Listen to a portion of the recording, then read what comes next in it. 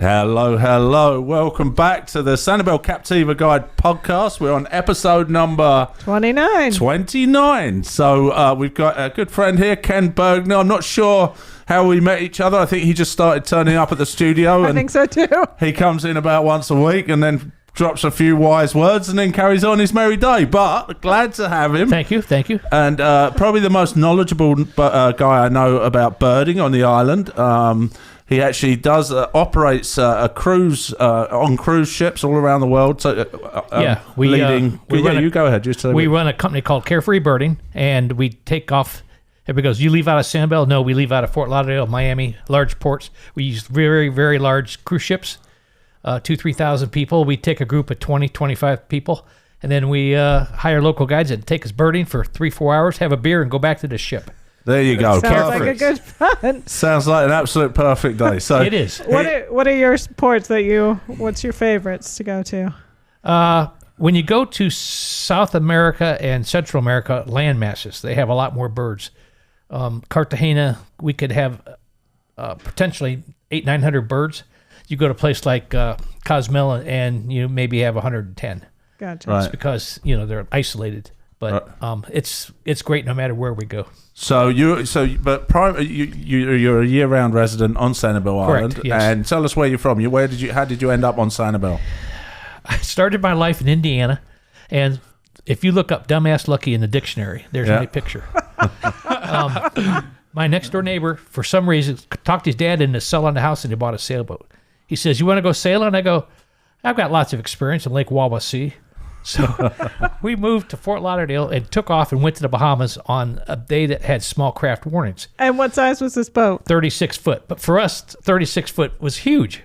Right. It's not huge when you get out in the Gulf Stream. No. 15, 20 foot seas. And how old were you at this point? I was 20. Wow. So you got some sailing experience that day. Oh, yeah. We learned a lot. And we never made it to Bahamas. We ended up in West Palm Beach. Nice navigation. We ended up in. It's the other way. 70 miles north of where we thought we were. We learned about current and all sorts of stuff. Right. Well, God says they protect fools and drunks, so we were double covered. So it's a straight shot from Fort Lauderdale, or it should be straight shot east to the Bahamas. Yeah. But instead you ended up north. Yes. Well, we didn't expect wind and waves coming over the bow of the boat. Yeah. And how long did you end up doing this sailing? I've run in sailboats for about 4 or 5 years for a company called International Field Studies, which you are familiar with. I am. And then unfortunately I ended up working for a company called, I can't remember what it was called, but we would take repossessed boats and deliver them. Now, the worst thing you do for a boat is sit them and not ever start them. So we would show up, they'd been sitting there for 2-3 years. Okay, sail this thing to wherever. Nothing worked. Right. It was just a real pain. More sailing experience. Yes, lots of good stories. Or fixing experience, I guess. Was it always sailing boats? Do you ever get the feeling they didn't like you and they just send you on these jobs? Actually, I ended up on my first job with National Liquidators. That was the name of the company. They sent me up to Jacksonville. They said, go find a boat called the Georgia Rainbow. And I get up there, and it's a 580-foot freighter. I go, what, are you crazy? I can't. I don't even know how to run a lifeboat. And they said, don't worry about it because you're going to your licensed captain. And I was hired. These guys were hired by the U.S. Attorney General's office because someone in China didn't pay someone in Japan who didn't pay someone in wherever. So the ship was under arrest. So I was the arresting officer. So I spent 9 days just sitting there at $200 a day. Nice. And had my own crew. Had 18 or 20 guys from India, ate a lot of Indian food. Excellent. And, yes. And then I ended up sitting on different large boats. So it's kind of fun. Yeah. So I became the best sit-at-the-dock captain they had. Well, let's reverse back to the International Field Studies. Okay. What did you do for them? Where was that located? That was out of Andros Island. The guy, in the Bahamas. The guy who took off and bought the sailboat ended up somehow on Andros. So I called up couple of friends. I said, where's John at? They go, oh, he's on Andros. I said, where? No one knows where Andros is. It's the largest island in the Bahamas. So I called Dr. Bowl, Walter Bowl, and he said, yeah, if you want to ride over, just go help load the airplane. So I said, okay. So I went over and ended up sleeping under the airplane. Ended up on Andros and they kept And you me. never left. They kept me. I was kind of upset. And not really, because I was working in Chicago as a photographer. Right. And that's how I met you, because you're a photographer and I wanted to come in and teach you some stuff. Yeah, exactly. Came in and Actually, I did your portrait. Remember that? did you? That's true. Yeah. Oh, he did. Yeah. We were setting up for a headshot, and he walked in and Yeah. I He gave him clicked the the camera. shutter. He clicked the shutter. No, Right. I had to tell him to turn this way, turn it, chin up a little bit. Yeah, Get this, yeah, he did a straight. great job. Yeah. Exactly. So how long were you on Andros? What was I your was job on there? and off Andros because they had a sailing program, I was one of the first sailors. And they also had a bus, and I was the bus driver, and we did continental trips. And what else we do? Had an airplane. Were you a better bus driver than you were a sailor? Yes. Okay, excellent. I ended up working for Greyhound for 6 years. Oh my gosh. Yeah, and I worked 6 months a year and made really good money. We were making $16 an hour back in 1980, plus 40 cents a mile. This was on Greyhound. Yeah. Driving Greyhound. And all I did was go on charters with people. I went to the Indianapolis 500, the Kentucky Derby. I was on vacation my whole life. That's unbelievable. So the connection there, Laurie's dad actually is a biology teacher, or was a biology teacher in Worthington, Ohio. Yes. And ended up on the Andros, what was the name of it? The International... Field studies. He would bring studies. high school students on spring break. Yeah. They would jump in a bus and come down Yeah. and fly over to Andros, and they would do scuba diving for the week. It's the third largest reef in the world, and I'm so spoiled. If it's not 85-degree water and 150-foot visibility, I go, Right. I don't want to do it. I don't want to do it. Right. Yeah, so he actually came in yesterday. And, Ken did, yeah. What's that? Ken came in yesterday. Ken came in yesterday. Yeah, we knew. Yeah. And Ken was telling us that Max and I, we've all just been down at the Keys. We did the mini lobster season. And we did Thanks for the lobster. We got some in the fridge, Ken. See how this goes. You might get some. And we did some scuba diving, and then Ken was telling us about his regulator. Well, you've cracked it back out, blown off the dust. He's going diving soon. Tell us how old it is, Ken. 35 years. I don't think that's legal. I don't think that's anywhere near legal. Well, the guy said, I don't have parts for this. I said, well, it's kind of brand new. Kind of brand new. He's going to write to Jacques Cousteau and see if he's got any spare parts kicking around. Yeah. Oh my goodness. Yeah. So how did you end up getting into birding? Well, This is a very strange story, which is good because this is a show. Yes. Right. I was taking algebra in college, and I whipped right through college, and I graduated when I was like 45 or 46 years old. Where was that from? What college? BCC, Broward Community College in Fort Lauderdale. Okay. It doesn't exist. It's And, one you buy online. Yeah. I had to take, Is it BSS college? I had to take algebra, Yeah. which isn't my strong suit. Right. So not sailing, not driving. You're a good bus driver. Oh yeah, Not I'm algebra. Great in algebra. Yeah. Okay. So I went in for tutoring, and it was my algebra teacher. I go, this is horrible, because I didn't understand what she's saying the first time, or the second, or the third. So we're talking. She says, "All right, let's talk about something else." I said, "Okay." I was sitting in my hot tub today, and I saw an orange and black bird, and she said, "Oh, an American redstart." So how'd you know that? She goes, "It spread its tail." I go, "Yeah, it did." She goes, "It's an American redstart. This is during migration season. They're coming through." And she says, "If you look up in your trees, this is downtown Fort Lauderdale, you'll see more." And which is strange because I'm an Eagle Scout and I've camped out my whole life. I got thousands of days in tents and stuff. And you just, it's a bird. Right. Well, I went back and looked. I went, holy cow. And I started looking. Then I bought a book. Then I started looking. Right. And then it's just amazing what you see. And I ran into her about 2 years later. And she says, "What are you doing, Ken?" I go, "Well, I'm an algebra teacher." Or... A, and how would teacher B? I said, "I ended up getting a job with Audubon as a field instructor." She looked at me, she went, "What? No way." But I took kids out in the Everglades. I've taken thousands of kids out and brought thousands of kids back. Okay. Maybe not you the didn't same lose ones, any? but no. Maybe not the same ones, but Right. but it's a lot of fun with kids because they see everything.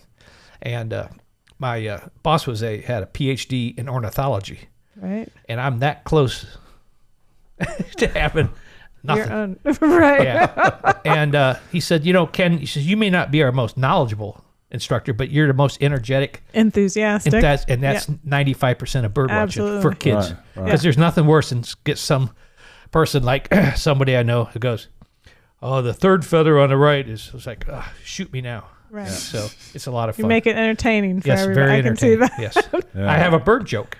All right, go for it. How many birds does it take to change a light bulb? Don't know. Do you know, Nick? I Is that don't part know of the quiz? Okay. Toucan. I was walking around with binoculars and some lady came up to me on the street about 4 years ago. She goes, it told me that joke. She goes, I made that up myself. Is that good? I said, I use it all the time now. So credit to the lady on the street for Lady on that the street, joke. yeah, just attacked me out of nowhere. Well, speaking of binoculars, I know you started a program at the Sanibel Yes, I Library, did. so tell us all about that.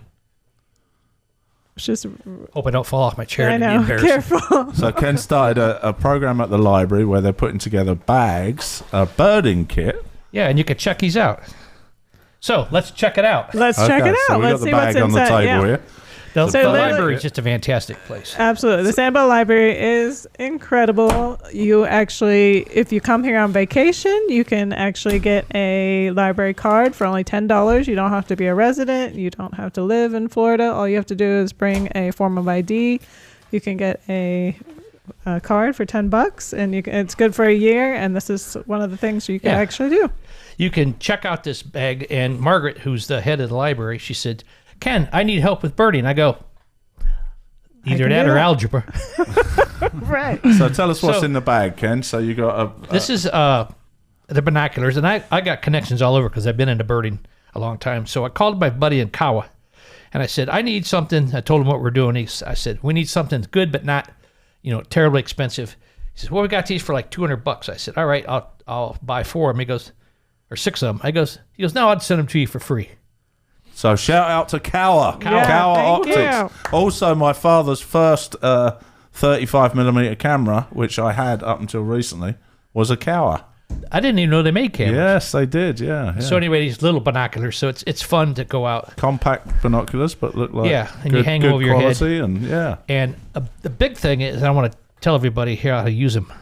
When your binoculars are hanging on your chest, Yeah. and you see a bird, well, I can't because of my binoculars or my headphones. Right. But most people, when they see a bird, they look down at the binoculars and grab their binoculars and bring their binoculars up. Right. Yeah. What you should do when you see a bird is don't move your head, stare at the bird, and feel for bring- your binoculars, and then bring your binoculars Oh, good point. straight up, and the bird will be in your binoculars. Oh, Because good if tip. you Good idea. look down to get your binoculars, Bird's gone. well, not only gone, but it's the trees are like, where'd it go? Right. Right. Oh, good tip. Good That tip. is Well, I'm Very full good of tip. good tips. So what would you? And take the lens caps off, too. Yes, that helps too. Gotcha. Actually, I had a lady had one lens cap. She goes, something's wrong with my binocular. Here's another thing for photographers also. When you're a photographer and you have a camera and you got the lens cap on, Yeah. I never ever kept my lens cap on except when I was transporting my camera. Yeah. Because what people do is they take the lens cap off, put it back on. When they put it on, their finger hits the outside of the lens and smears their lenses. Yeah. So there's no reason to have a lens cap on when you're at a shoot. So I see people do it all the time. So I'm the same way. I throw all my lens caps in the bag until I'm done shooting, then I put put it them back all on, and then don't worry about it. Cool. So you got the binoculars. What else And do we're you going to get in go your back kit? to that because I want to get a couple of recommendations for you. But in this particular bag, what else have you got? Probably the best birding movie ever made in the world. It's called Birds Gone Wild. I did Birds this Gone about Wild. 10, 12 years ago. Yeah. I watched it this morning. And How was it? Did it live up to your it did. expectations? I edited this on Apple on iMovie. Well, now I use Final Cut Pro. And Right. I use the same thing a couple times, and I let the scenes go way too long Okay. because I You're should building keep, this up, Ken. yeah. Yeah. People can't wait to But watch. it's a great. I had 1,000 of these printed. I sold about 600, so I made about $900, Right. which about 10 cents an hour. Yeah, that's fantastic. Hey, Go back so to it's the still on bus DVD, driving. Ken? Yeah, Yeah, it's- So, So all that you gotta comes do with is all get the- yourself a copy of that and buy yourself a DVD player and you're set. I don't know where you can buy one. What, a DVD player? I don't either. Oh, play. You can still buy these at the Island Cow. That was my number one seller. Was it really? I tried to sell them over at Ding Darling, but Yeah. they said, "Oh, it has a commercial for Carefree Birding. We can't use it." Well, if you would have told me that, I would have. Left it out. Edited it Yeah, out. there you go. Okay, so we got that, and then So then I went This over is cool. to Ding Darling, and they got these really cool fold-out yes, those are bird cool. things. Yeah, they're good. Is that the camera? It's show that up. So it's basically a laminated sheet that you can fold up. The birds. They actually do these for all sorts of things, for fish and for shells and all it's a lot. It's a big help, especially if you don't know anything, rather than having a book or a DVD. Because they're hard to play in Ding Darling. Rather than having a book, this is the best book that you can get, is Peterson's Field Guide to Eastern and Central United States. If you're starting birding, don't get the big one because it's got the whole United States, which is about 1,000 birds. This only has like 480. So it's called Peterson's Field Guide to the Birds. Right. Field Guide to the Birds. Right. Peterson. Peterson Field Guide to Birds. And there's another one out there. They're all really good. But I know a couple of the editors on here. We'll put the link in the description below. Yeah. Okay. So that's the one you recommend. Very cool. And then they gave me a map and a bird list, which really helps. Okay. The first thing I do when I go to a foreign place like North Dakota is I go to the station. I said, "Can I have your bird list, please?" And they'll hand me a bird list. And a lot of people get their bird list. What you want to do is you want to go in and talk, because every park in the country usually has a birding nut or something like that. And you said any rarities have showed up. Oh, is that how you say it? Yeah. So any rarities? Any rarities? I was in a park in where was it? Seattle, outside of Seattle, and they go, "Oh, we got this really rare special bird." I go, "Great, what is it?" It was a northern mockingbird, which is our state bird, which is in my yard. Right. But, it's way out of its range, so everybody so rare that was in Washington. Oh my God! Yeah. So we drove 40 miles to see this rare bird. That's fine. So you can get that from the library. You've basically got a whole setup for a day's birding. It comes in a backpack, everything you need. Okay, where would you recommend they go if their first day on the island? First day on the island, I would go through Ding Darling National Wildlife. It's a nice drive. It's 4.5 miles or 5.5 miles. If you bicycle through, it's a lot more fun because you see a lot more. Yeah. Right. Best times of day? Pardon? Best times of day? It depends. The best time is early in the morning when the sun's coming up. Yeah. But a lot of people go, I want to go during low tide, which is a good time to go. But you look at the tide chart, and it doesn't matter what the tide chart says. If you got a strong east wind, it's going to be full. If you got a strong west wind, it's going to be empty. It has nothing to do with the tides. It's all got wind driven.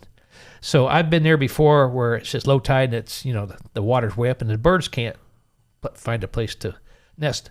But the thing is, if you go like at 9 o'clock in the morning, you see maybe 2 or 3 birds. You come back at 5, you could see a couple thousand. Exactly. Right. Yeah. It changes all the time. So you just never know. So that's the one bit of advice we'd all agree on is like I've been to Ding Darling, driven through there and seen absolutely nothing. Gone back an hour or two later and it's been absolutely teeming. It's not. So the best thing is just live there. Live there or get the day pass or the week pass. Right. Yeah. Or if you're old, you can get the old fart pass. Yeah, there's an old fart pass too. It used to be $10. Now it's $70. No. Which is still a deal. Yeah. I think. How old you got to get to be get an old that fart? passed? 62, I think. 62? Okay. We're getting there. Laurie's getting close. Yeah. Oh, man. So that is one nice thing. If you just get the day ticket to Ding Darling, you can use it the entire day. You can come in the morning, come back at the They had evening. a deal, a couple, with this COVID thing where you could use it for 4 days, but I think they took that out. Yeah, I think But so if you too. bicycle through, it's a whole $1. Is it? Yeah, I think a car is $10. Right. And you can Includes park everybody. at the front of the trail, at the head of the trail, but And you can remember even walk. you've got to be a long- bike back. It's a big horseshoe shape, so it'll take you down the road about 3 miles, and then you've got to come back along the Sancap road back to the. It's a pain. Yeah. I was there this morning, and since it rained the last 2 days and there's no wind this morning, the no-see-ins were just insane. Well, and that is a part of the island that isn't sprayed, so they are particularly bad. Fierce. Well, they spray for mosquitoes, Right. but they don't spray. There's no spray for no-see-ins, Right. which is too bad because it's horrible. It's the only bad part about living here. Right. If anybody could come up with a solution for our Well, we got part of a solution. Okay, let's see. Oh, I have a picture, too. Where'd it go? What of a solution? It's behind that water bottle, Ken. Right in front of you, Ken. Right in front of you. Oh, okay. Yep, there you go. Speaking This is of stuff that Brian at the Island Cow makes called Bodyguard, the ultimate no-seam defense. And I like it when I put my bug suit on, I spray my hands, and it keeps the no-seams off my hand. But unless you're going to jump in a vat of this stuff, Right. they're still going to get you. Right. Unless you wear you got the picture of me and my... Yeah, here we go. He actually puts on a human-sized tea bag. A human-sized tea bag. You cannot miss He's Ken. living inside a tea bag. So you wear this every time you go? Every time. Yeah, I never go out without it. Really? See, me and Max do it, and we just go without, but we just do the no see 'em dance. Right. Yeah. Yeah, you do end up. People come up to me and go, "Where'd you get that?" So now I got the guy's card. So here's the card. It's made in Maine. It's affiliate marketing. Right. Yeah. So. Can We'll you have a link get it in on Amazon? Yeah, you can go. Yeah, I'm sure it's Okay. called the Bug Baffler. Bug Baffler. I got another bug suit, which was I got the extra large because I'm very muscular. Yeah. So are you. Yeah, I'm very muscular. Me too. And I got this bug suit, and I wrote to the company. I said, "This would be great if you were a Maasai warrior, 6'3" and about this big." Right. Yeah. I mean, I couldn't Like the typical American. No. And you get stuff from Japan or China, Yeah. and they think a tall guy is 5'3". Right. Yeah. So extra large. Oh, yeah, So go with the Bug Baffler. It's made in the United States. It was $20-$30 more, but well worth it. Okay. Bug cool. Baffler. The Bug Baffler. Right. And if people see you on Ding Darling in the Baffler, they'll know it's you. Yeah. Come up and say hey, right? Right. So speaking of, exotic birds, have you found any sightings here that were... Oh, yes. Well, let's talk about what sort of birds you would see normal. normally. Okay. Yeah, All right. What's a Well, normal? you see this bird and that Right, bird. the a lot of mockingbirds. herons, mockingbirds. Yeah. This morning I went through and I saw probably 25, 26 different birds. When I first went in this morning, I saw a red-shouldered hawk, which isn't rare, but it's not. I don't see them that often in Ding Darling, so that's kind of cool. Ibis, the white ibis. Now, there's a glossy ibis that lives off the island, and when you go overseas, that means when we go to bridge, that's what we call it. Overseas, right? Yeah. When you go to Fort Myers. Yeah, we call it going overseas, like gotta go to a grocery store overseas. So it's a lot more fun when you leave the island. Say, Right. yes, I'm going overseas. So when you go overseas, they have the ibis, the Glossy ibis. glossy ibis over there, and it's the same thing, but it's dark. But they don't like salt water, so they've only had a couple sightings of it, and they're only 5 miles away. Really? Wow. Okay. I'm weird. definitely learning something here. Oh, this well, is good. I hope so. A lot of herons, the great blue heron. You got your ibises, and then you have your great egrets and tricolor heron, which is right there on the wall. Okay. Yeah. Yep. Little blues, the reddish egret runs around like a nut. And, That's supposed to be pretty rare, isn't it? The reddish egret. It's not rare. It's just limited range. They only go up as far as maybe northern Florida and over to New Orleans and places like that. And it's one of the rarest, quote, rating birds. But if you're an expert bird like I am, birder, you can see them running, half a mile away, and they're the only egret that runs back and forth. And what they do, they scare up their food, where most egrets and herons are very still, and they just wait, and then something comes by and they...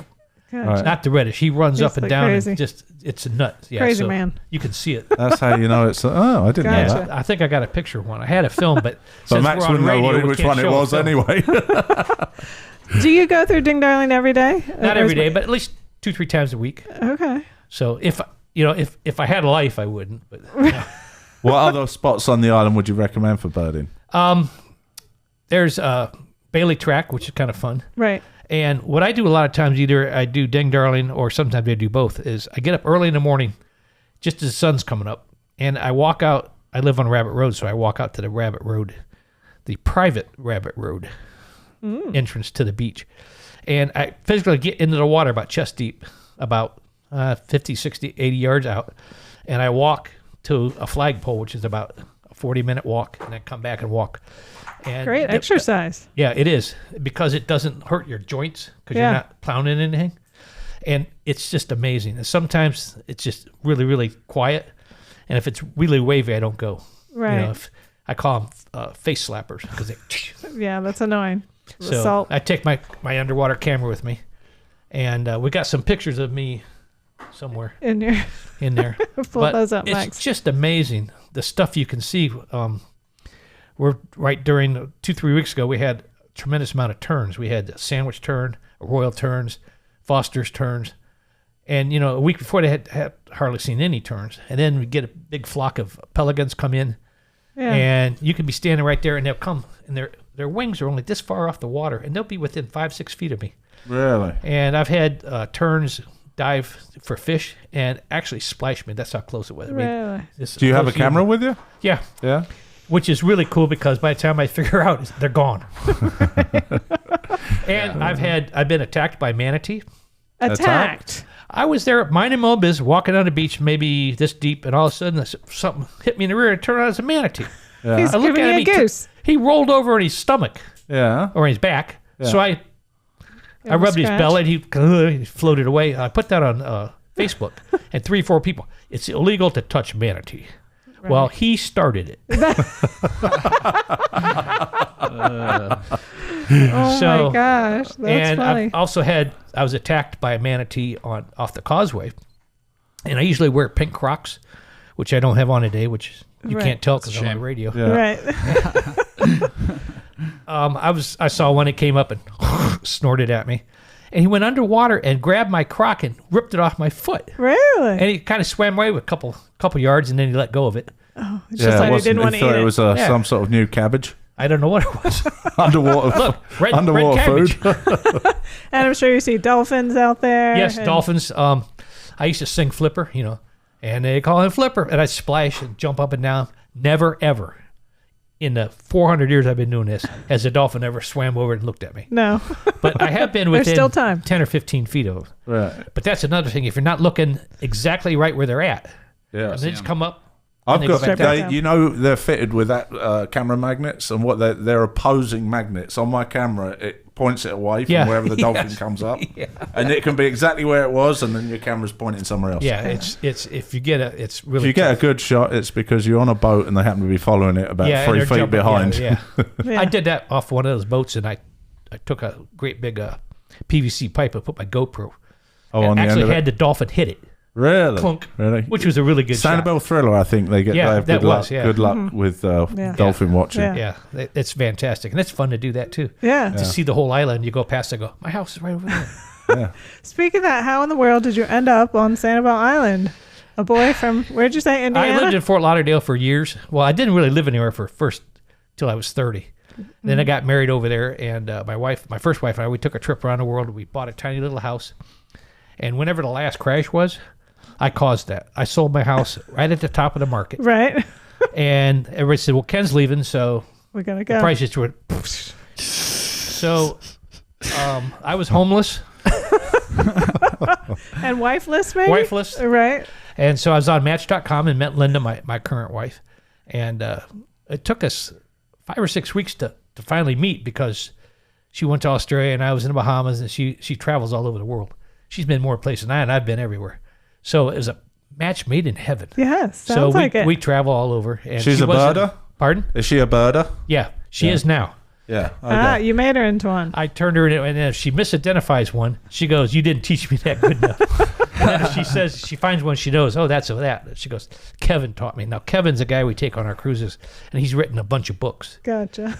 And so Kevin gets the credit. Kevin gets the credit. If she screws it up, I get the blame. Right. So she's away on a trip now, I understand. She's on Africa. So you still didn't say how you ended up here. Oh, so I was living in Fort Lauderdale. So she was living at Cape Coral, so I moved over, just visited her and stayed.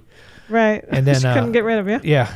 And so we're there. We got married, and then about a year or two later, she's at the house, and I was coming over here making Birds Gone Wild, and we were coming over 2-3 times a week. And she said, well, we should look at, buying a house since the market's terrible. Yeah. The market was not terrible in Sanibel. I mean, we were looking at houses built in the 70s. They were $700,000-$800,000, and they weren't as good as they should have been. Gotcha. Yeah. So we ended up building a house, and we were the only house being built in 2010. And so we designed our own house. We put a bird tower on top of it. No way. Yeah. And very cool. So we've been here ever since, and it's just been. And I tell everybody it's like living in a church camp. Yeah. I don't know if I've been. And are you on the Sanibel River? Are you? We bought our lot, and everybody goes, "Oh, you got such a good river." I guess. She goes, "You got such a great deal." We paid $240,000 for a lot. It was just a little bit smaller than 3/4 of an acre, I went back to Indiana. I could have bought 5 houses with 10 acres each. It's still been 40,000 if I had lived in Indiana.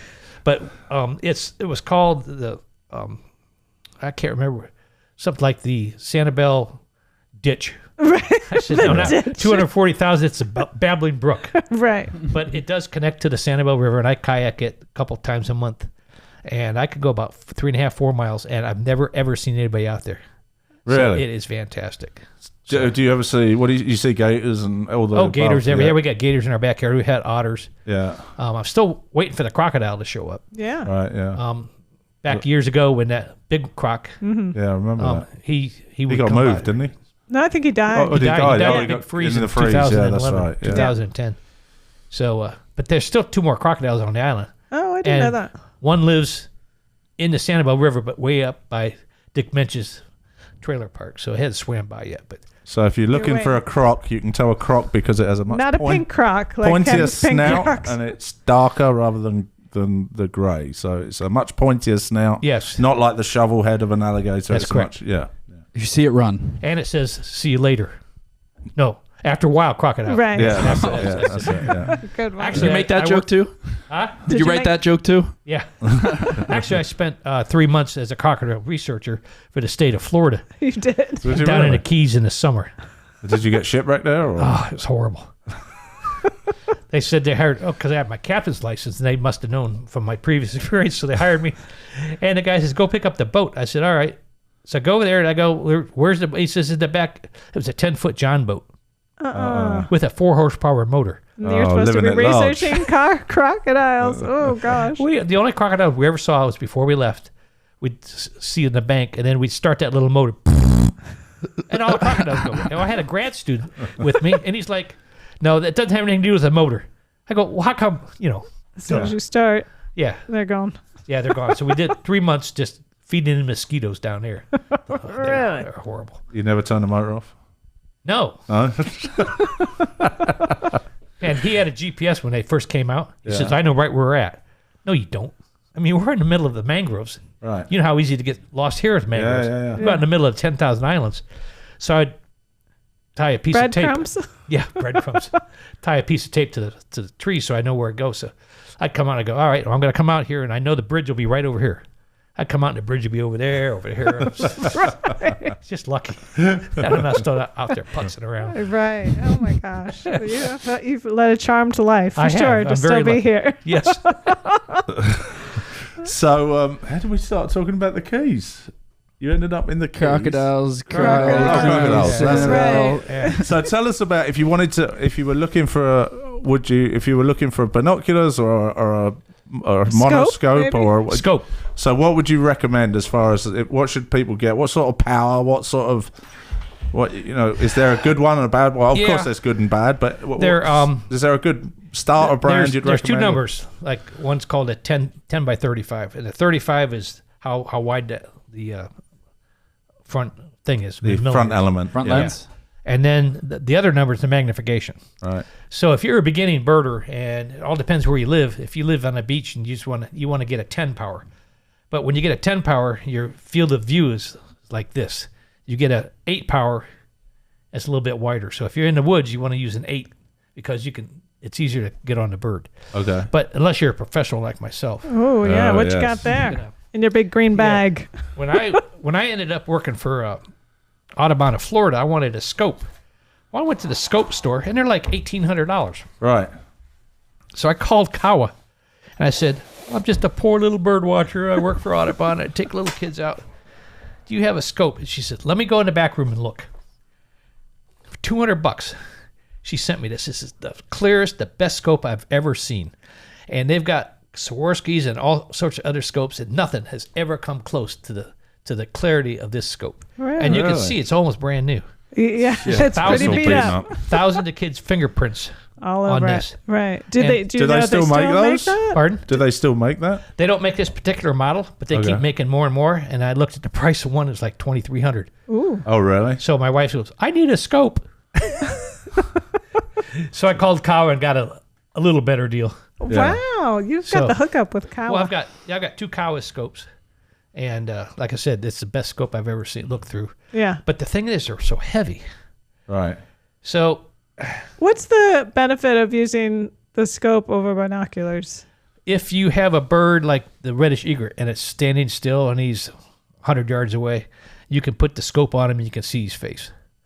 You can see individual feathers, but it's also a disadvantage because then you start birding 5 miles away.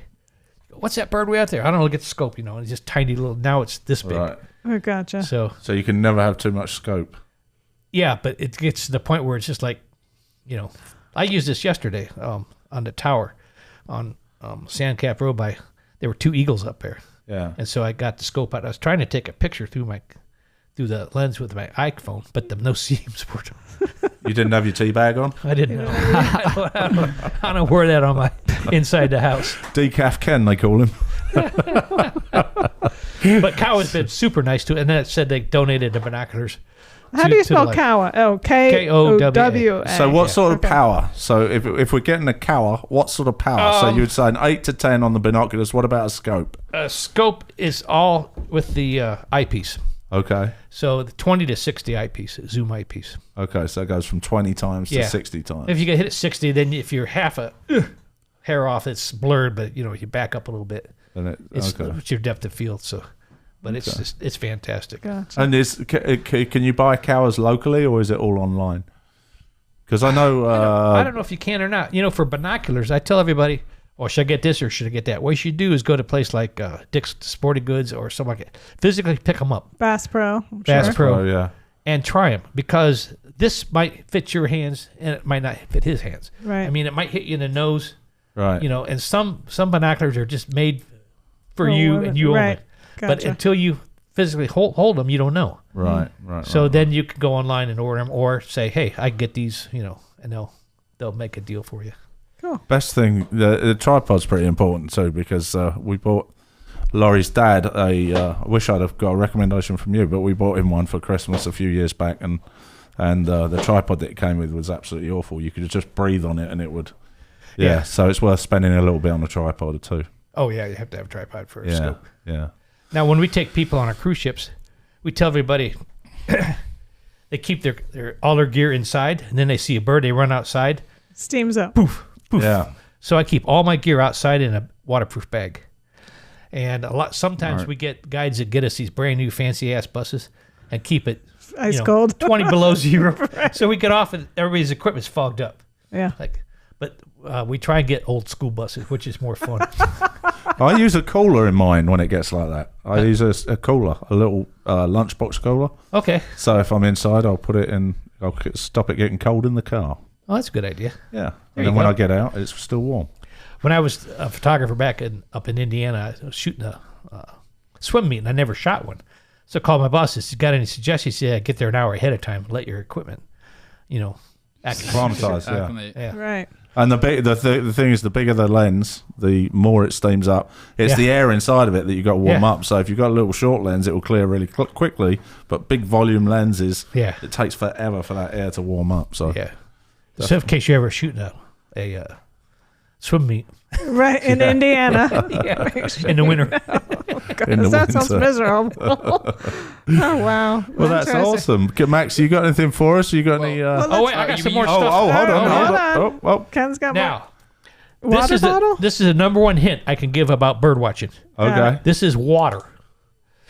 And I have lost He's got a bottle more of water. people from lack of water than everything put together. Like deaths? Gators. Not death. kids. Like fainting. Fainting. Guessing. Oh. Feeling Throwing bad. up. I don't feel good, Mr. Ken. The kids. Yeah. The kids at camp call me Gungadin because that's always yelling out to drink more water. Well, I had a half a bottle. You need to drink a whole bottle. That's for a little kid. That's your thing. Yeah. So, and we get people on our cruises that go, well, I don't want to drink water because I'll have to go to pee the in the bathroom. woods. I go, would you rather pee in the woods or pass out in the woods? Right. Because we're not bringing you back out. Yeah. We had Diane, who's been on a lot of our cruises, and she got carried out by the Colombian Army. She goes, that wasn't all that bad. So I drank 16 ounces of water when I first get up. And I'm always drinking water because, especially if you come down from Ohio or Indiana or somewhere like that, or from England, pip, jolly rot. Because it's completely different over there. Just how we talk. Yep. Yeah. Pit Charlie Rock.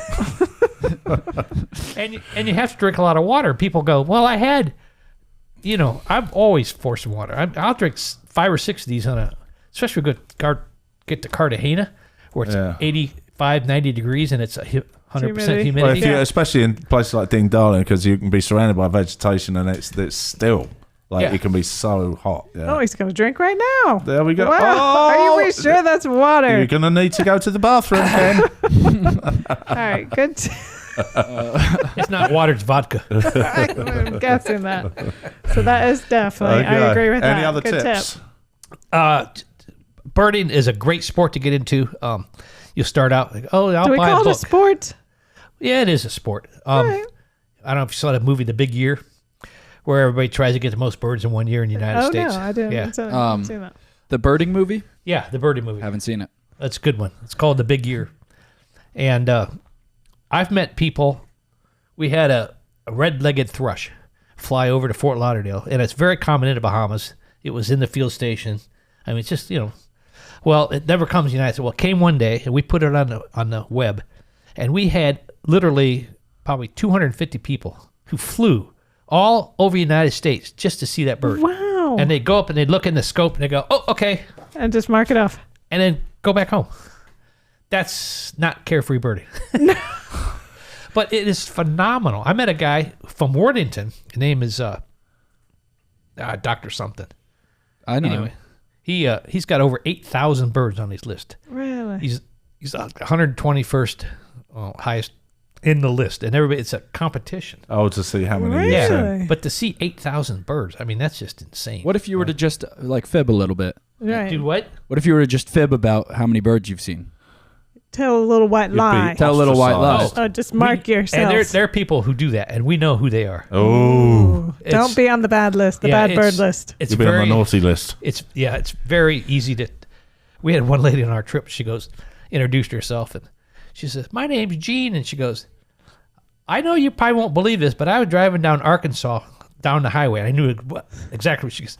And an ivory-billed woodpecker flew right over my car. Well, an ivory-billed woodpecker has been extinct for 35, 40 years. And no one's seen it. It's like, yeah, flew right over your car. Shame on you, Gene. He was like, yeah. So, and then we go on a trip, and we were looking for the rufous-browed pepper shrike. Say that again. Rufus brown pepper shrike. Rufous-browed pepper shrike. And our guide said, "Oh, I'll find one." Well, we went 5 or 6 trips without ever seeing one. She comes back, I saw a rufous crown. You did not. Gene. Gene. Settle down, Gene. Yeah, Jane. so we refused to take Send her to the naughty room. Which, funny enough, I went to 7-Eleven a couple months ago. You saw one there? I did not. Yeah. But there was a German guy in there, and he had binoculars. I just started chatting with him, and he said he was here to see... A Snickers bar? No. What? He was in the 7-Eleven? Yeah, he was in the 7-Eleven. Oh, he was a there. German... Yeah, what was he there to see? No, and I started chatting to him because he had binoculars. Yeah. He said he was here to see the mangrove cuckoo. Yes, we have a picture. We have a picture of that, actually. Oh, let's see the picture of Bring the up mangrove the mangrove cuckoo. We heard about that, Max, didn't we? We were at Ding Darling. Oh, there it is. Yeah, it is very, very common bird. It's not common? rare, but it's very, very difficult to see. Oh, is that why? Okay, so he was here from Germany to see it. Get his eyes on the I mangrove had chased cuckoo. one for a year or two, and I saw my first one down in No Name Key. Yeah. And I had this scope, and I was sitting up, and I was looking at watching the crab races because there's nothing else to do. And all of a sudden, a bird flew in and landed. I go, man, that mourning dove's got a long tail. They're almost the same color as a mourning dove. And I go, oh, and there it is. And the next day, I saw 3 of them. Really? And then I've seen them, in the Bahamas and all. Really? If you go with our cruises, we see them fairly. So it's got a black and white tail. Looks like, what does it look like? Yellow. Looks like a cuckoo. Like a cuckoo? It does? Okay. That looks like, to me, I'm going to be honest, as a non-birder, that looks like a bird. Yeah, it is. Just a bird. Just a bird. It's got a long tail. With black and white tails. Long black and white it's tails. pretty easy to find. We had a hurricane went through 2-3 years ago. One of my friends was up in New Hampshire. And he's sitting in his car, and he looks out the window, there's a mangrove cuckoo. So he puts it on the list. They wouldn't accept it. He said, it came from the hurricane. They go, no, there's no way you could see a mangrove cuckoo in New Hampshire. Well, he did. He did? Yeah, and we had a bird, Nazareth booby, which is not rare, but, we we put that on eBird. You have the eBird pictures? Yeah. Yeah. So. eBird is changed birding. And just tell everybody what eBird is. What is eBird? Stands for electronic birding. It's run by Cornell, which is the college to go for ornithology. Okay. And it's just a list of all the birds that people have seen and stuff. And then the top birders in the world on the right. Wow. It goes on and on and on. You can look up Sanibel and it'll list I think yesterday they had 100 species or something, but everybody goes in there and puts it right on so you can see right away. And if you're going to a new place, like the German guy, he probably looked on eBird and went, oh, they're in Ding Darling. Right. So they're worldwide? So that covers worldwide? It's unbelievable. There's thousands and thousands. There's probably over 1 million people on this thing. Really? So it's just the letter E, and bird. eBird. eBird.com. eBird.com. No, .org. Okay, eBird.org. And it's Cornell University. Cornell, and it has changed everything. Used to be you'd have to call up, oh, yeah, and then everybody, run. But now eBird's changed everything. And then also on the phone, there's apps. I got an app called iBird. And so if I'm not sure what it is, of course, I know what every bird is. Because you're an expert birder. Yeah. Right, Kevin. It's Ken. Okay, I know. But it has a sound. And if you're a really good birder, which I am not, 80% of identification is sound. You hear it first, then you hunt it down. Well, I completely deaf in my left ear. In my right ear, I got to wear a hearing aid. So I'm like, and she's got excellent ears. She goes, it's over here. I'm like, I'm clueless where it is. I didn't bring it, but I also we have a laser pointer that we take with us, and actually be able to take a green light and underneath the bird and show the people where it is. Gotcha. Because it's everybody said, why don't you use red? Red doesn't show up in the woods. I don't know why, but green does. So we take pointers. But anyway, it's changed. It makes it so much easier.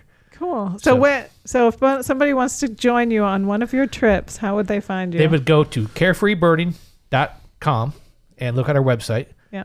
We've had a great last 2 years. Not because of the cruises. Yeah, they took all the cruises away. We didn't lose any money. We just didn't make any money. Right. So we moved a lot of people. We've got Tampa Audubon. We're leaving in January. That's filled up. And we've got 2 other cruises. I think they're filled up. And then we're going through the Panama Canal. That's still empty. Or not empty, but we still have some spaces.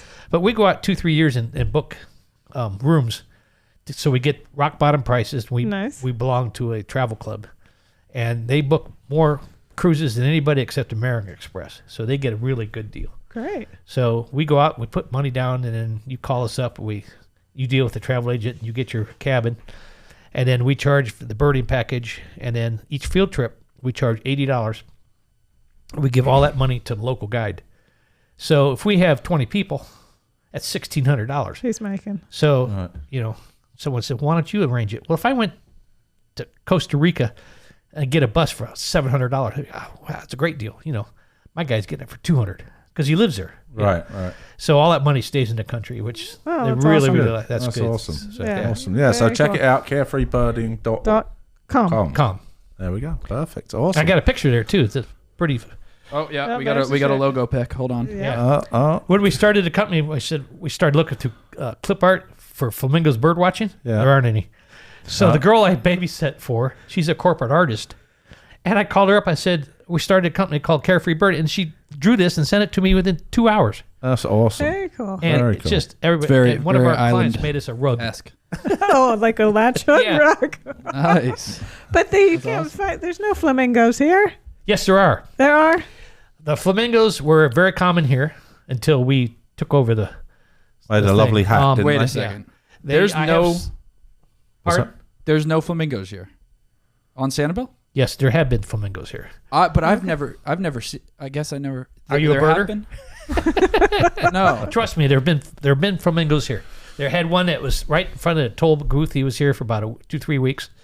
There have been a couple out off the beach, and STA 5, which is the central part of Florida. They've been there, and the Florida Ornithological Union said, "Oh, you can't count those flamingos because they're obviously escaped from the race park." Well, some guy got a picture. One was tagged, and it was tagged in Argentina. No way. So they go, oh, okay, I guess you can count that one. But they used to be fairly common here. Why are they not? Just because of the hats? What do you mean the hats? Did they not used to make their slaughter? Oh, yeah. I thought they killed them all because they killed a lot of the plumes. It wasn't the hats, Oh, gotcha. but habitat destruction, stuff like that. They need shallow water. They're a very skittish bird. I've seen them a couple times on Andros.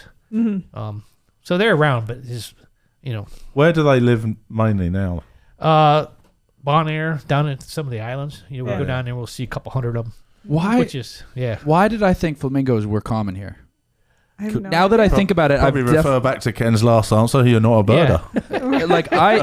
if you had asked what birds were here, I would have said there was flamingos here. I think a lot of people confuse the spoonbills. I know the spoonbills aren't. Right. Maybe it's just because the restaurant is named the Lazy Flamingo that I just assumed they were here. That could be. Well, I mean, flamingos were synonymous with Florida. In old advertising. When I was a kid, I mean, you would think. Oh yeah. You'd think surfing flamingos and it's weird because I go out to Ding Darling, I'm watching. I've had people come up and go, "Oh, look at the beautiful flamingos," and I go, "Those are rosy spoonbills." And when you get close, you can tell a big difference. I was in Peru 2 years ago. We got thrown out of Peru when the COVID started, and so we get out of the car and way out in the distance, a bunch of pink birds. I go, "Oh, look at the rosy spoonbills," and the guy goes, "Those are flamingos." Touche.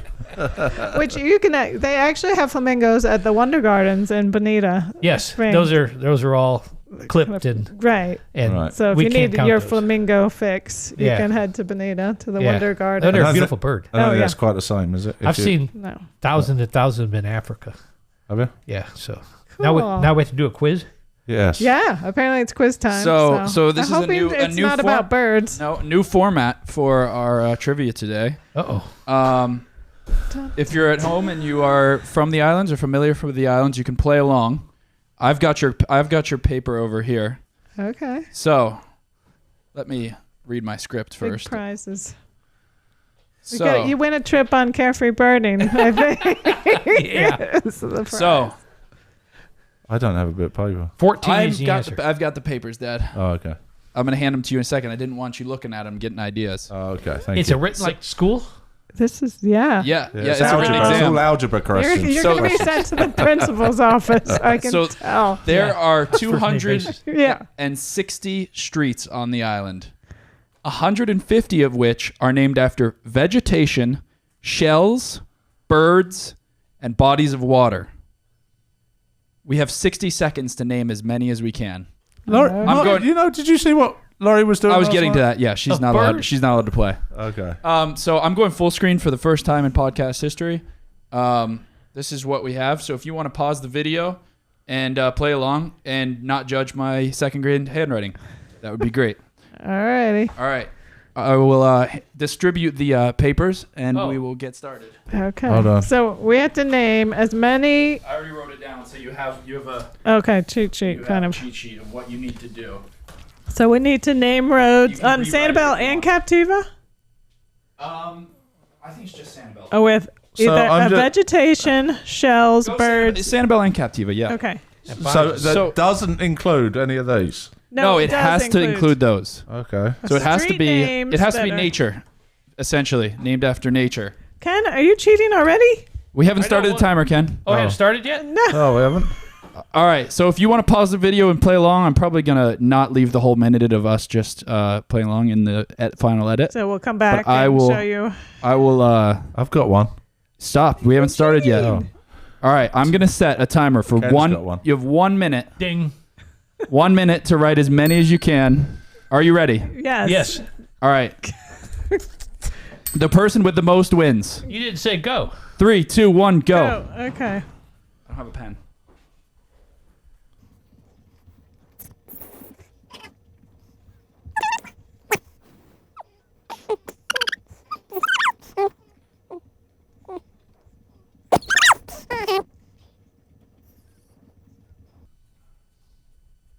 Is it over yet? This is a long minute, isn't it? Oh, dear. Yeah, it's over. Okay. Thank gosh. Goodness. I'm going to be honest. I didn't start the timer. All right. I got 8. All right. Do you have them in categories or you just have it written down? I just went for it. Yeah. Okay. Yeah. All right, somebody, Dad, tell me what kind of vegetation streets you came up with. Palm Ridge Road. Good one. Good one. That is a good one. Yeah. I didn't come up with that one. And Any that's other it. vegetation? Sea Oats Way. You're adding stuff right now, aren't you? No, I got that. You're adding stuff. Cheater. Are you? Do you have any vegetation? No. Okay. I did not have vegetation either. I only ended up with 5, and I wrote this question over 24 hours ago. So all vegetation or not? We can look at a map. That'd be easy. Yeah. Yeah, no. That's I had what Tarpon Laurie Bay was doing last night.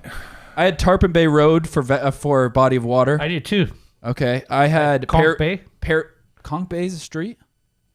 You're making that up. I had Periwinkle Way, which is obviously a plant.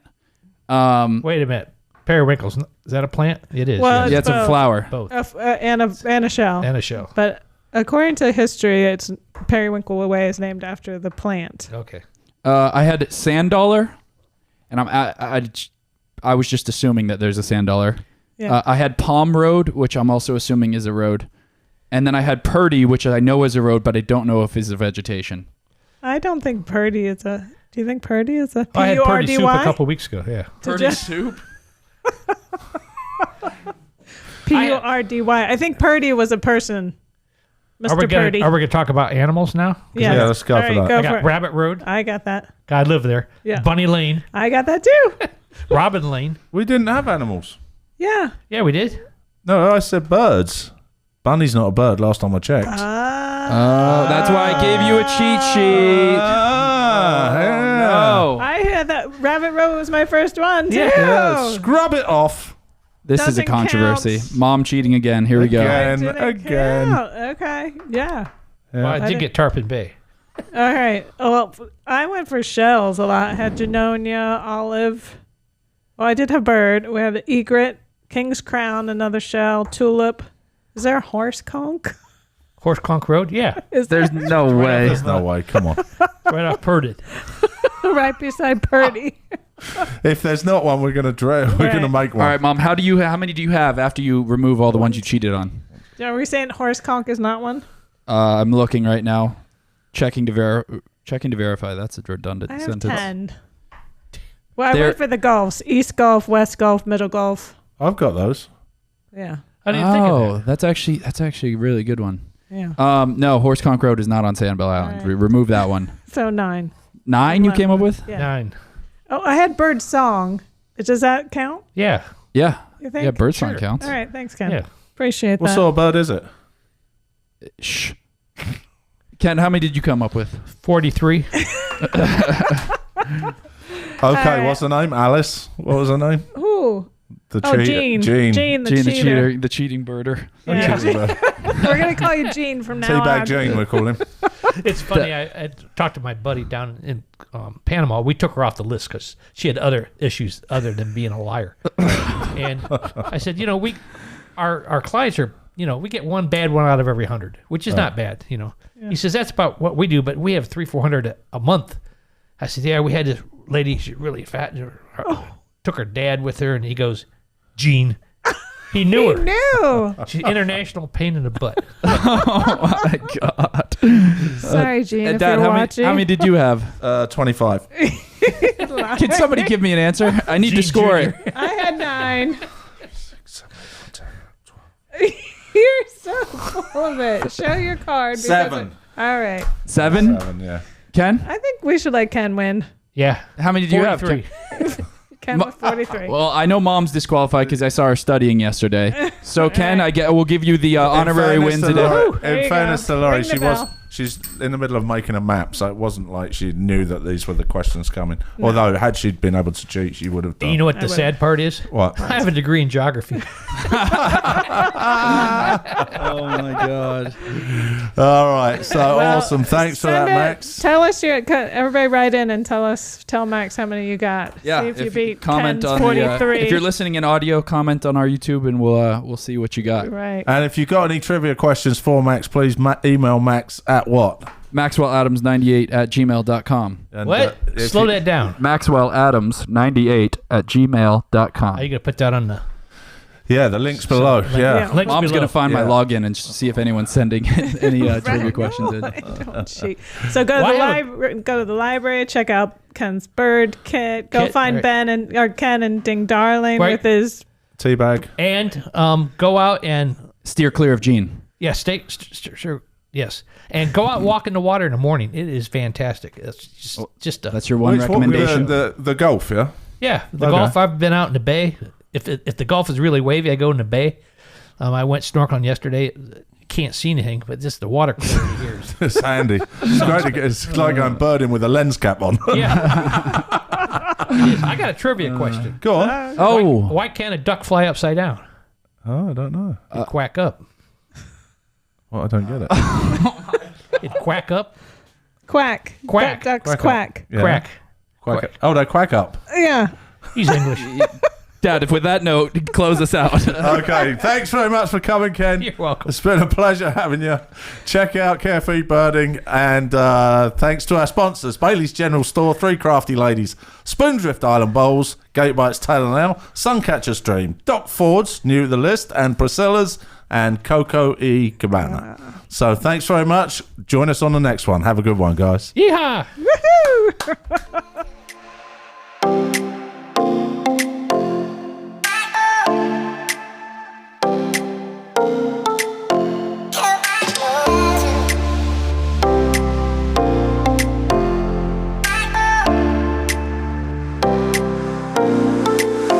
Go